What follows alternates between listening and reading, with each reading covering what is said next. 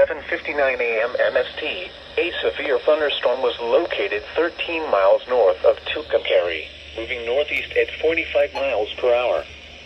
Hazard, 70 miles per hour wind gusts and penny-size hail. Source, radar indicated. Impact, expect considerable tree damage. Damage is likely to mobile homes, roofs, and outbuildings. Locations impacted include Tucumcari, Logan, Ute Lake State Park, and Rosebud.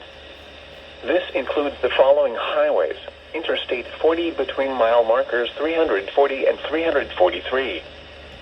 State Road 104 between mile markers 91 and 105.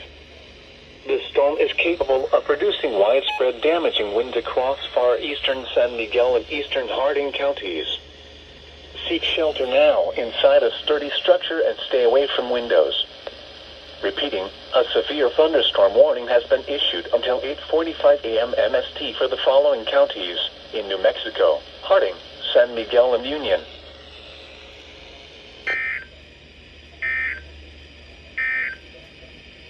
You're listening to Station WX.